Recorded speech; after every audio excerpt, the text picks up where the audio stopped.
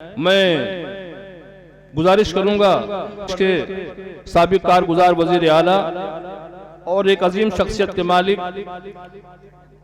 जिनके बारे में सिर्फ इतना कहूंगा कि वरक तमाम हुआ और मदह बाकी है, वरक तमाम हुआ और मदह बाकी है, सफीना चाहिए इस बहरे बेकरां के लिए। मेरी दरख्वास्त है मोहतरम डॉक्टर अम्मार रज़वी साहब के वो तशरीफ लाएं और हम सबको खिताब करने की जहमत फरमाएं। माइक पर मोहतरम डॉक्टर अम्मार रज़वी साहब।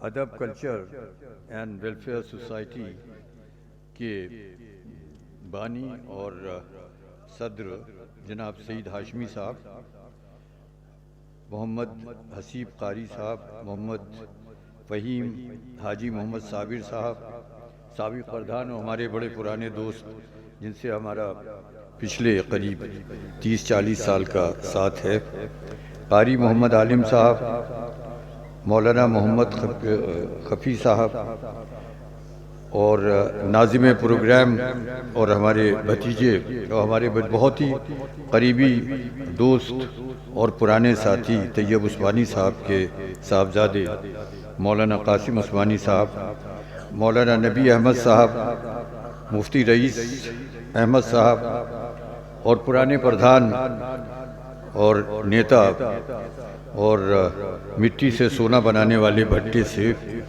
कादिर साहब, हज़रत मौलाना मोहम्मद कासिम उस्मानी साहब, मौलाना मोहम्मद शफ़ी साहब, मौलाना लाल मोहम्मद साहब, वो हमारे छोटे भाई लॉ कॉलेज महमूदाबाद के फाउंडर बानी और कॉलेज ऑफ मैनेजमेंट के बानी डॉक्टर हारून साहब, वो साबिक़ प्रिंसिपल, हमारे साथ आए हुए हमारे college Maulana Azad institute of humanities science and technology के ऑफिस सुपरिटेंडेंट राजेश सिंह जी, जो एक सामाजिक कार्यकर्ता भी हैं और इस तरह से राष्ट्रीय एकीकरण के प्रोग्राम में काफ़ी दिलचस्पी लेते हैं। प्रेस के हमारे रिप्रेजेंटेटिव भी हैं और हमारे पुराने कॉलेज के पुराने साथी हैं मनोज शुक्ला जी, हमारे बहुत ही अजीज़ दोस्त के साहबजादे और लखनऊ की जानी मानी शख्सियत, अदबी शख्सियत और एक ऐसे ख़ानदान से इनका ताल्लुक़ है जो शायद सब लोग जानते हों कि मीर अनीस के ख़ानदान से, ये मीर अनीस के परनवासी होते हैं। इस वजह से अदब की दुनिया में इनका बहुत ही ज़्यादा कंट्रीब्यूशन है। और हमारे साथ आए हुए जो आप जानते हैं सब, इनको कौन नहीं जानता, इरफान मंसूरी साहब को, ये अखबार में भी हैं, ख़बरों में भी हैं, शायरी में भी हैं, मुशायरों में भी हैं, अगर कोई झगड़ा है तो उसमें भी हैं, कोई बीमार है तो अस्पताल में भी हैं। हर जगह पर इरफान मंसूरी साहब खिदमत खल्क़ में आप खोए हुए नज़र आते हैं। जहाँ इस मौज़े के नेमतपुर के हमारे नौजवान दोस्तों, पुराने साथी तो बहुत कम रह गए, जो बादाकश हैं पुराने वो उठते जाते हैं, कहीं से आब बकाए दवाम ले साक़ी, तो अब थोड़े से लोग रह गए हैं। लेकिन इस कस्बे से मेरा रिश्ता बहुत पुराना है। 1974 में, आज से 46 साल पहले, जब मैं पहली बार चुनाव के लिए आया था तो यहाँ मैं अपने वालिद के साथ आया था और खलील अहमद साहब, जिन्हें बच्चन मियाँ लोग कहते थे, उनके घर पर बैठ के लोगों से बातचीत हुई थी। हर इलेक्शन में, हर चुनाव में नेमतपुर के लोग जो थे वो हमारे साथ रहे। बाद में जो डेवलपमेंट हुए हैं, जो चीज़ें हुई हैं, वो आप जानते हैं। तो एक हमारा एक जज्बाती लगाव जो है वो इस नेमतपुर लबेरा, जो ये गांव या कस्बा तो नहीं कह सकते, लेकिन गांव से रहा है। जब मुझे ये बताया गया कि यहाँ पर ये कौमी यकजहती कॉन्फ्रेंस है, आज के दिन एक मीटिंग भी थी लखनऊ में और मेरे साथ मीसम, मेरे छोटे बेटे जो हैं, वो भी आने वाले थे। हम दोनों को वहाँ पहुँचना था, लेकिन हमने उनसे कहा कि तुम यहाँ जाओ और हम वहाँ जाएंगे, क्योंकि हमारा जाना वहाँ बहुत ज़रूरी है। तो मैं आपकी खिदमत में हाजिर हुआ हूँ। आपका बहुत बहुत शुक्रिया कि आपने मुझे बुलाया। ये कौमी यकजहती कॉन्फ्रेंस है और इसका इफ्तिताह या इसकी शुरुआत कलाम रब्बानी से हुई थी, जिसे आपने कारी साहब ने, हाफिज़ जी ने, हाफिज़ मोहम्मद आलम साहब ने, मोहम्मद आलम साहब ने कितनी खुशलहानी से, अच्छी आवाज़ से मुझे कारी बासित साहब की याद आ रही थी, मिस्र के मशहूर कारी। जब क्योंकि मुझे उनसे मिलने का इत्तेफाक हुआ 1981 में, वो देवबंद तशरीफ़ लाए थे और 1981 में जब वो देवबंद तशरीफ़ लाए थे, इंदिरा जी उस वक्त वहाँ चीफ गेस्ट बनाई गई थी। मेरे पास धवन साहब का फ़ोन आया कि वज़ीर आज़म ने कहा है कि आप लखनऊ दिल्ली पहुँच जाइए। मैं दिल्ली पहुँचा, कहने आप मुझसे मिल लीजिए। जब मैं मिला तो कहने मैं कल जा रही हूँ सवेरे 8 बजे देवबंद और मुझे वहाँ तकरीर करना है। तो जो तकरीर लिखी गई है वो अंग्रेज़ी स्क्रिप्ट में, मैंने अंग्रेज़ी ख़त में लिखी गई है, लेकिन तुम तलफ़ुज़ वग़ैरह देखो मैं सही करती हूँ या नहीं करती हूँ। तो हेलीकॉप्टर पर वो पढ़ती जाती थी और मैं सुन रहा था। उनका तलफ़ुज़ ख़ुद भी बहुत अच्छा था, क्योंकि वो एक ऐसे ख़ानदान से ताल्लुक़ रखती थी जहाँ फ़ारसी और अरबी, फ़ारसी और उर्दू दोनों पढ़ाई जाती थी, मोतीलाल नेहरू जी के ख़ानदान से। और वहाँ जाके उस वक्त नदवे में करीब मैं समझता हूँ 1.5-2 लाख आदमी जो थे आसपास नदवे में, वो नदवे कह रहा हूँ, इससे देवबंद में आए हुए थे। और कारी अब्दुल बासित साहब चीफ गेस्ट थे। और उस वक्त मैंने इससे पहले नमाज ईशा की जमात 7:15 बजे होगी।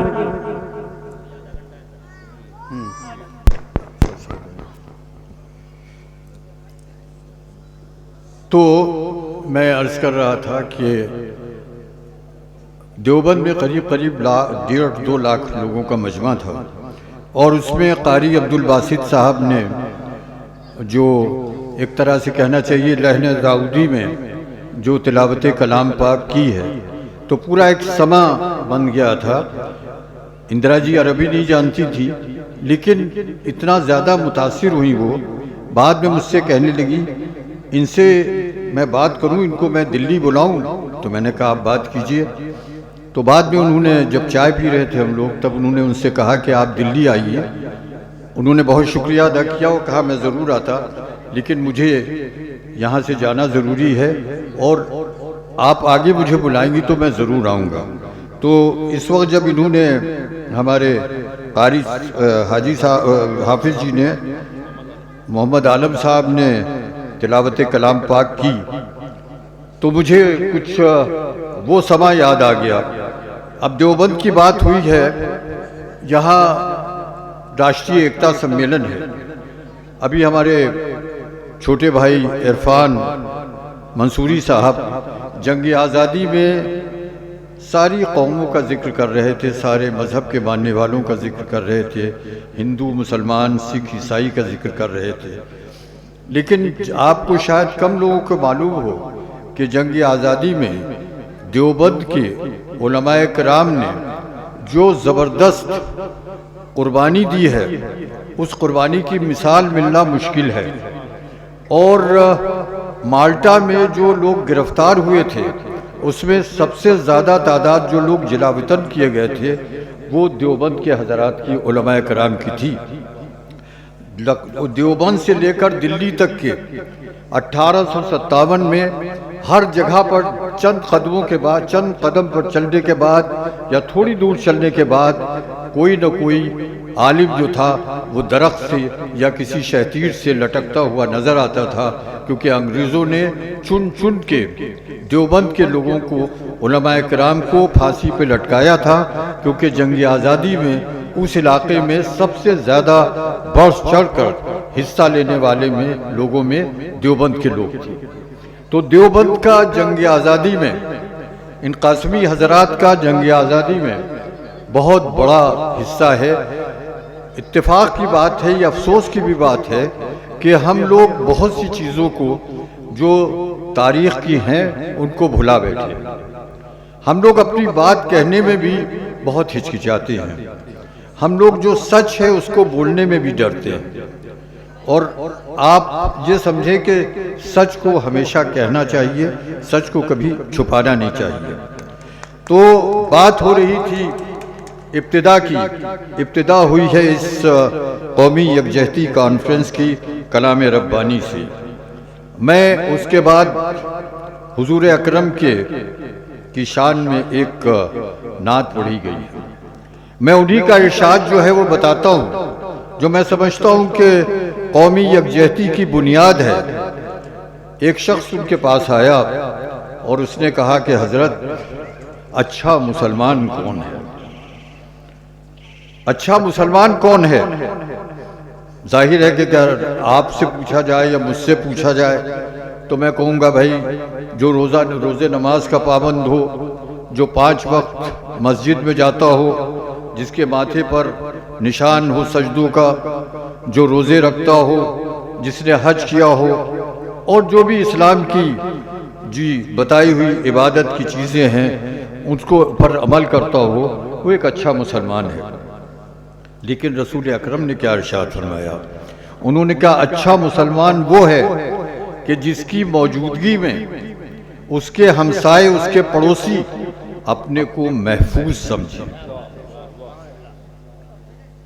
यानी आप गौर कीजिएगा, उन्होंने कहा कि वो शख्स अच्छा मुसलमान है कि जिसकी मौजूदगी में उसके पड़ोसी अपने को सुरक्षित समझे। अब देखिए, ये है सिर्फ नेशनल इंटीग्रेशन नहीं है, बल्कि ये इंटरनेशनल इंटीग्रेशन है। सिर्फ मुल्क तक के महदूद नहीं है, बल्कि पूरी दुनिया तक के ये चीज़ महदूद है। अब आपके घर के पास ज़रूरी नहीं है कि आप मोहम्मद हफीज़ हैं तो आपके घर के पास अब्दुल मजीद रह रहे हों। आपके घर के पास जो हैं वो सरदार सुरेंद्र सिंह भी हो सकते हैं, राजेश सिंह भी हो सकते हैं, माइकल भी हो सकते हैं, क्रिश्चियन भी हो सकते हैं, कोई भी हो सकता है। लेकिन यहाँ कहा जा रहा है कि अगर तुम मुसलमान हो तो तुम्हारा ये फर्ज है कि तुम्हारा पड़ोसी जो है वो अपने को महफूज करार दे।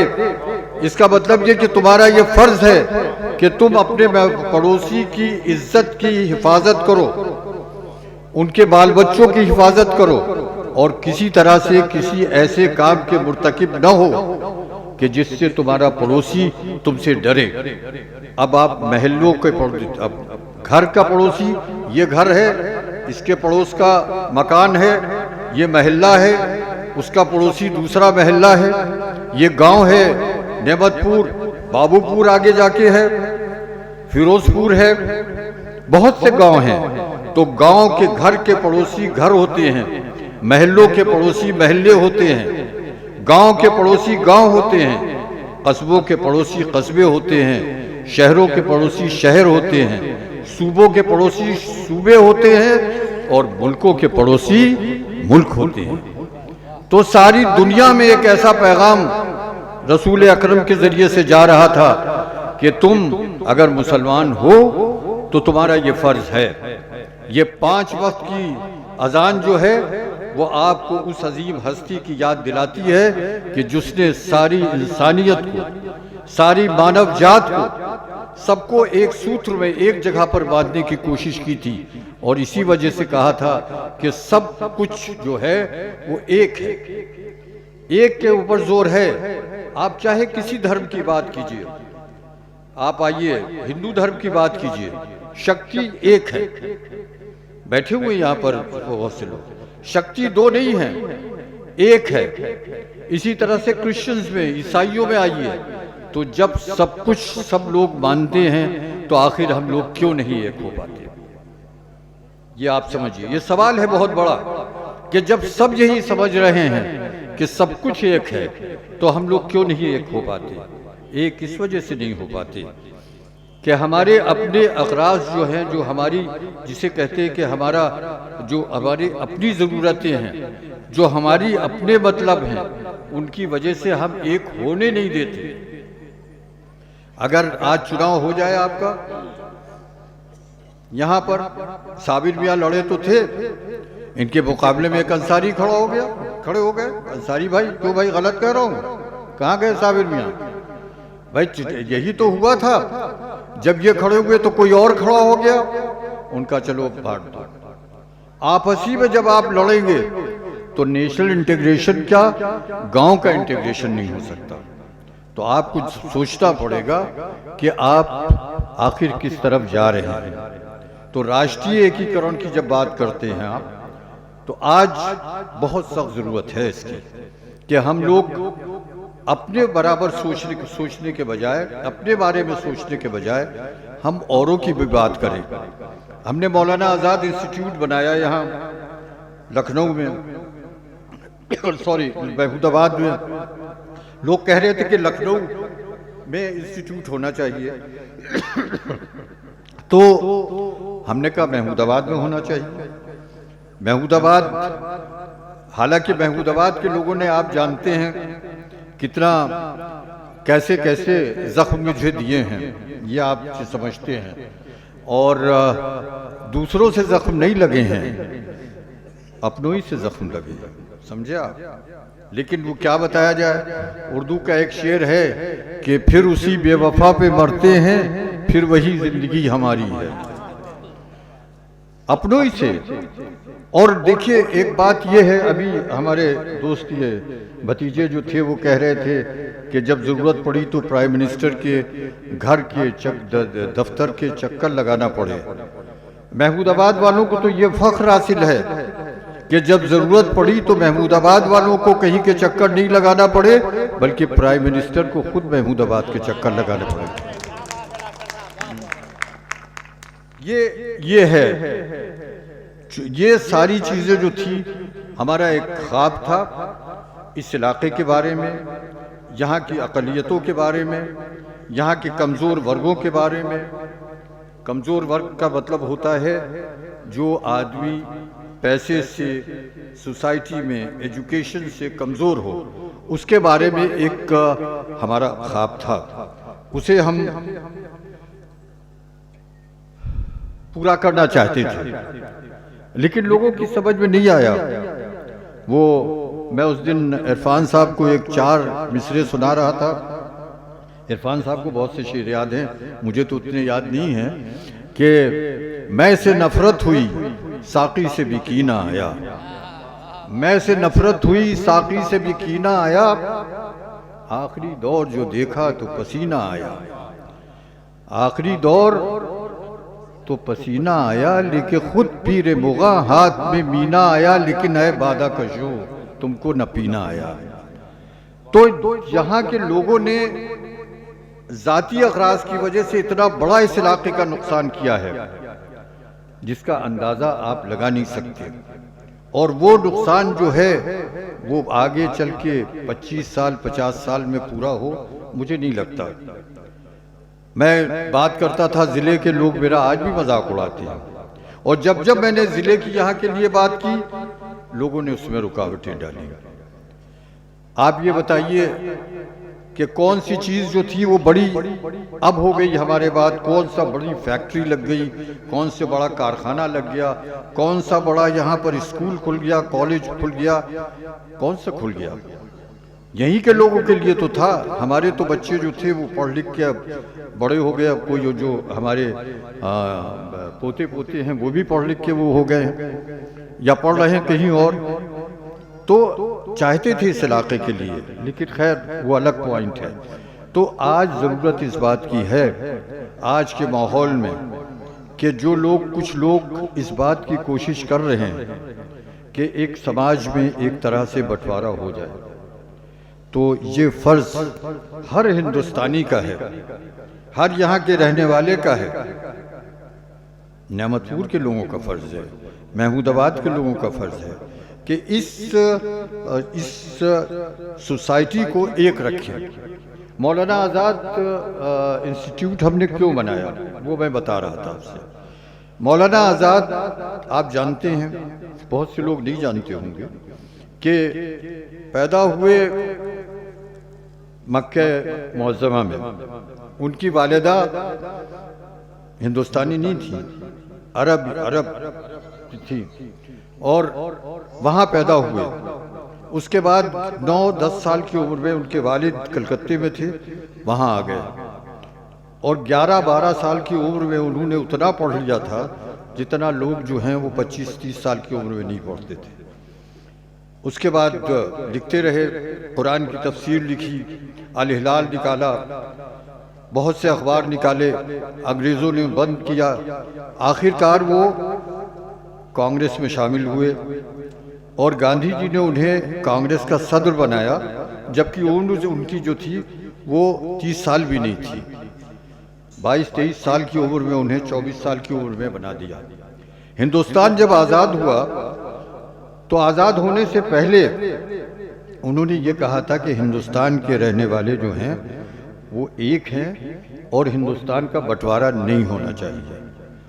यानी राष्ट्रीय एकता को उन्होंने कायम रखने की कोशिश की और हर तरह से उनके ऊपर दबाव हुआ कि इस बात से वो अपने को किसी तरह से वो कर लें, लेकिन उन्होंने राष्ट्रीय एकता को सबसे आगे रखा और ये कहा कि अगर कुतुब मीनार की बुलंदी पर कोई फरिश्ता आके ये आवाज़ दे कि यहाँ के हिंदू मुसलमान, यहाँ के रहने वाले सिख और ईसाई की दोस्ती ज़रूरी है, मोहब्बत ज़रूरी है या आज़ादी, तो मैं कहूँगा कि यहाँ के रहने वालों की दोस्ती जो है वो बहुत ज़रूरी है। आज़ादी की प्रोसेस चाहे देर में हो जाए। उन्होंने हिंदुस्तान के बंटवारे की सख्त मुखालिफत की और जब ये 1946 में एक मीटिंग उनके यहाँ आनंद भवन में इलाहाबाद में हो रही थी, उसमें खान अब्दुल गफ्फार खां गांधी भी थे और पाकिस्तान का ये हिंदुस्तान और पाकिस्तान के बंटवारे की बात हो रही थी और जब ये पास हो गया तो मौलाना आज़ाद भी खड़े हो गए और खान अब्दुल गफ्फार खां गांधी जो थे वो बच्चों की तरह रोने लगे और कहा, गांधी जी आज आपने हमें कहीं का ना रखा, न पाकिस्तान में वो लोग हमें अपना बना मानेंगे और हम यहाँ पर आ नहीं सकते। तो हिंदुस्तान को एक रखने में, राष्ट्रीय एकता को महफूज रखने में किसी एक कम्युनिटी का हाथ नहीं है, किसी एक फ़िरक़े का हाथ नहीं है, बल्कि यहाँ के चाहे पंडित हों, ठाकुर हों, जो अनुसूचित जनजाति के लोग हों, मुसलमान हों, सिख हों, ईसाई हों। भगत सिंह कौन थे? सिख थे। अशफाकुल्लाह कौन थे? मुसलमान थे। न मालूम कितने लोग जो थे। बिस्मिल कौन थे? पंडित थे। कौन कितने लोगों ने, हजारों लाखों लोगों ने कुर्बानी दी, तब इस देश को एक रखा है। तो इतने बड़े वरसे को, इतने बड़े एक धरोहर जिसे कहते हैं उसको आप बाकी रखना जो है वो मौजूदा नस्ल की जिम्मेदारी है। और मुझे बेहद खुशी हुई कि जब यहाँ पर मुझे ये सुना मैंने कि यहाँ पर एक राष्ट्रीय एकता सम्मेलन हो रहा है। लोग तो बहुत से सम्मेलन करते हैं, राजनीतिक सम्मेलन करते हैं, कुछ धार्मिक सम्मेलन करते हैं, फिर धर्म का भी मामला अजीब है। किसी एक ही धर्म के कई कई सम्मेलन होते हैं और उस धर्म में सम्मेलन में क्या बात होती है मैं किसी बात नहीं कहता, लेकिन अगर कोई विशेष धर्म, राजेश सिंह एक कोई सम्मेलन कर रहे हैं तो इनके यहाँ से आवाज़ आएगी कि जो इनके सम्मेलन में शरीक है वही बैकुंठ जाएंगे, वही जन्नत जाएंगे और कोई जा ही नहीं सकता। अगर इरफान साहब कोई सम्मेलन कर रहे हैं तो इनके यहाँ भी लगेगा कि अल्लाह मियां से डायरेक्ट इनकी बात हो रही है, जिनको ये कह रहे हैं वही जन्नत जाएंगे और बाकी कोई नहीं जाएगा। मेरी समझ में नहीं आता कि इन लोगों की जाती जो बात है वो कैसे वहाँ तक से होती है, जबकि जिस मजहब को मानने वाले हैं, अगर हिंदू धर्म का मानने वाला है तो हिंदू धर्म की क्या है बुनियाद? वसुदेव कुटुंबकम। सारी जो कायनात है, सारी यूनिवर्स जो है, सारा जो विश्व है वो एक खानदान की तरह है। जिस धर्म की बुनियाद ये हो कि सारी दुनिया एक धर्म की तरह है, वो धर्म नफरत कैसे कर सकता है? नहीं कर सकता। नफरत है ही नहीं उस धर्म में। जब इनके यहाँ वो होता है, ये बैठे हुए हैं पंडित मनोज शुक्ला, जब इनका सब सारा हवन होता है, सब होता है, तो क्या कहते हैं लोग? कहते हैं कि पृथ्वी शांति, जमीन पर अमन रहे, चंद्रमा शांति, चांद जो है वो अमन से रहे, बृहस्पति शांति, दरख्त जो है वो सब अमन से रहें, हर चीज जो है वो शांति। और आखिर में होता है शांति शांति शांति ओम शांति, यानी हर चीज। कहीं के ऊपर ये बता दे कोई साहब कि साहब इसमें आया हो कि हिंदू धर्म शांति, कहीं पर नहीं आया। आप जब हजरत मोहम्मद सल्लल्लाहु अलैहि वसल्लम का जिक्र कुरान में आता है तो परवरदिगार आलम इरशाद फरमाता है कि मोहम्मद हमने तुम्हें दुनिया पर सलामती के लिए भेजा है या नहीं है, बताइए। दुनिया पे सलामती, ये नहीं कहा था कि मुसलमानों के लिए सलामती। आप बता दीजिए कहीं के ऊपर कोई लफ्ज आया हो? यहाँ पे तो हाफिज भी बैठे हुए हैं। सलामती दुनिया पे तुम्हें, इस्लाम का मतलब सलामती है, इस्लाम का मतलब मोहब्बत है। और उसके बाद जब जिक्र आता है तो वही रसूल कहता है कि जन्नत की 2 कुंजियां हैं, 2 ताले हैं इसमें एक तरह से, एक तुम्हारे इखलाक का है और एक तुम्हारी इबादत का है। इखलाक का ताला जो है वो हम लोग भूल गए, हम लोग इबादत के ऊपर टूट पड़े, समझे आप? इखलाक को हमने छोड़ दिया और इखलाक ही में चीज है। यहाँ पर हमारे उलमाए किराम भी बैठे हुए हैं, मैं उनको याद दिलाऊंगा फतेह मक्का की तरफ। जब फतेह मक्का हुआ, हजरत रसूलुल्लाह सल्लल्लाहु अलैहि वसल्लम ने मक्के के ऊपर फतेह हासिल की। जब मक्के में दाखिल हो रहे थे तो लोग उनके पीछे लश्कर वाले कह रहे थे कि आज बदले का दिन है, क्योंकि मक्के वालों ने बहुत ज्यादा तकलीफें पहुंचाई थी रसूल अकरम को, और यही वजह थी कि उन्हें मक्के से हिजरत करना पड़ी थी वहां मदीने की तरफ। जब ये पीछे गुल सुना तो मुड़ के कहा कि नहीं, आज तो मसालिहत, मोहब्बत, अमन और आश्ती का दिन है, बदले का दिन नहीं है। तो कहीं बदला लफ्ज, वायलेंस जिसे कहते तशद्दुद, आता ही नहीं है यहाँ पर। लेकिन हमने तशद्दुद जो है उसी को आगे कर दिया। जो आज बात हो रही है टेररिज्म की, दहशतगर्दी की, अगर मुसलमान है तो दहशतगर्द नहीं हो सकता। जो दहशतगर्दी का इल्जाम है, अगर सही मानने वाला हिंदू धर्म का है तो दहशतगर्द नहीं हो सकता। अगर सही मानने वाला क्रिश्चियन है तो दहशतगर्द नहीं हो सकता है। अगर धर्म का सही मानने वाला है तो दहशतगर्द नहीं हो सकता है। तो आज दहशतगर्दी की जो बात है, ये उन लोगों की बात है जो धर्म से हटे हुए हैं, चाहे कोई भी धर्म हो। यह आपने बड़ा नेक काम किया है। ईशा का वक्त करीब आ रहा है, जो आपने ये सम्मेलन किया है। सम्मेलन कर इस तरह की मीटिंग्स होना चाहिए, इस तरह के कि आपस में बातचीत होना चाहिए, लोगों को समझना चाहिए एक दूसरे को। जब तक कि आप करीब नहीं आएंगे एक दूसरे के, तब तक के एक दूसरे की बात समझेंगे नहीं। और ये सम्मेलन जो है उसमें एक दूसरे से मुज़ाकरा होता है, बातचीत होती है, दूसरे के ख्यालात को पता चलता है। अब पता नहीं कितने लोगों को ये पता था कि ओम शांति, बृहस्पति शांति या पृथ्वी शांति की बात।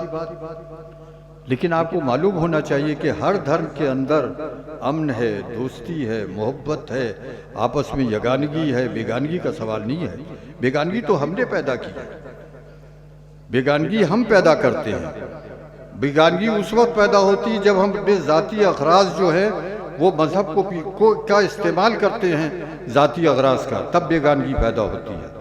तो उस बेगानगी को दूर करना चाहिए। और इसमें हमारे उलमाए किराम का और हमारे रिलीजियस लीडर्स का, चाहे किसी भी मज़हब से ताल्लुक़ हो, उनका बहुत बड़ा रोल है कि उन्हें इसको सही रास्ता लोगों को बताना चाहिए, मोहब्बत का रास्ता बताना चाहिए। मोहब्बत से बड़ा कोई मज़हब नहीं है। मोहब्बत जो है वो हर चीज़ से जो है वो आगे है।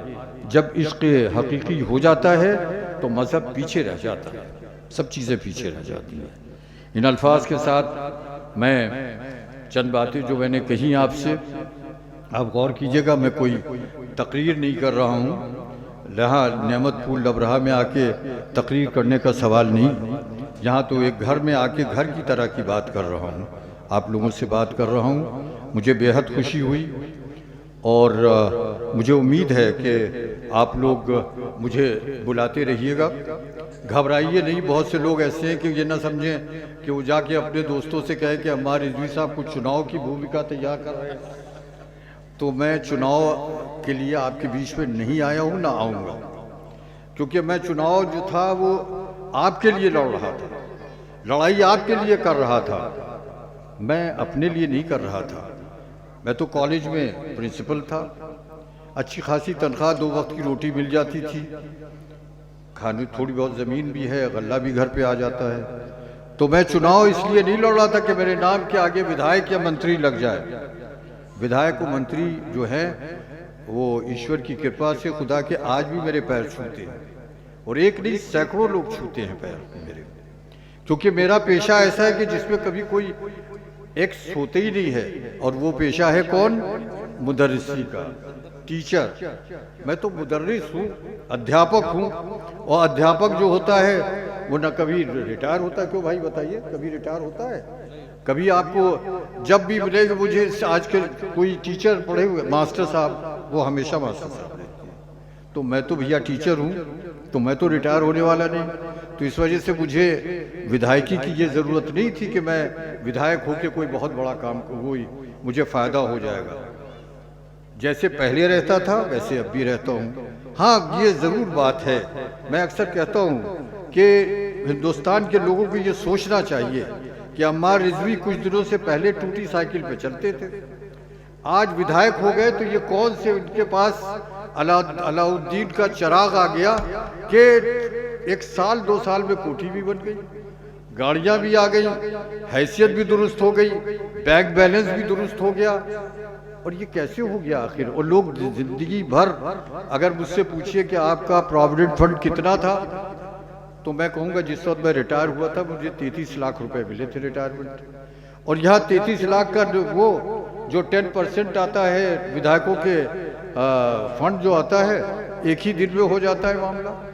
तो ये पब्लिक को सोचना चाहिए, और आज नहीं सोचेगी तो आगे सोचेगी। आप ये तो समझिएगा कि बहुत दिनों तक के चीज़ें चल नहीं सकती, वैसे इनकलाब आएगा, इनकलाब तो आएगा, इनकलाब हर जगह आता है। लोगों को कौन इनकलाब लाता है? इनकलाब ये नौजवान लाते हैं। सोचना जिन लोगों को पड़ता है कि आखिर ये जो हमारे आजकल के लीडर लोग हैं, मैं किसी पार्टी की बात नहीं करता, मैं अपने को भी उसमें शामिल कर रहा हूँ, ये कौन सी इनके पास कुंजी है कि रातों रात इनके पास दौलत आ जाती है? कौन सी कुंजी है इनके पास? क्या है इनके पास? इनकी कौन सी काबिलियत है? क्या है? इन्होंने क्या किया है?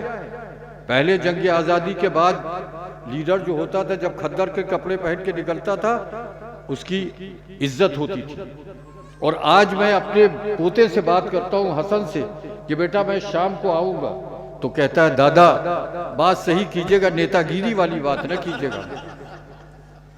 यानी मेरा पोता मुझसे कहता है नेतागिरी वाली बात न कीजिएगा, क्योंकि उसको यकीन है कि नेता लोग झूठ बोलते हैं ज़्यादातर।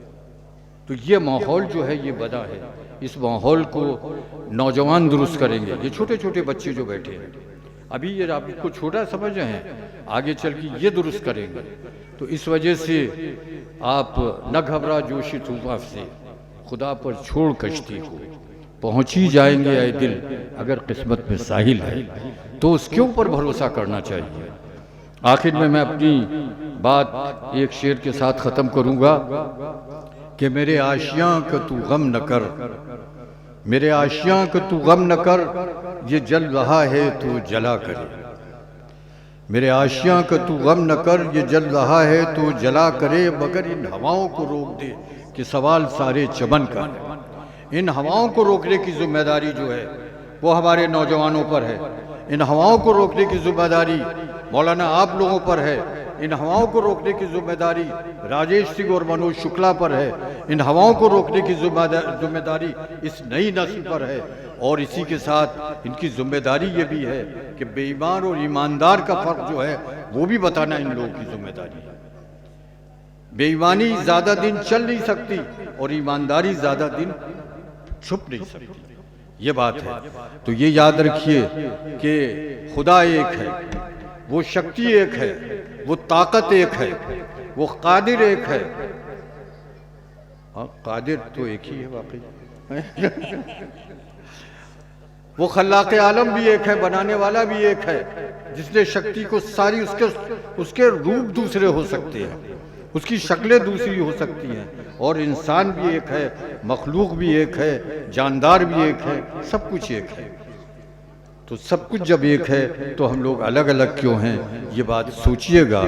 जब रात के अंधेरे में अपने यहाँ घर पर सोइएगा तो सोचिएगा कि हम लोग जब खुदा एक है, हम जिसने बनाया हम लोग हैं, तो हम लोग एक क्यों नहीं हैं। जय हिंद।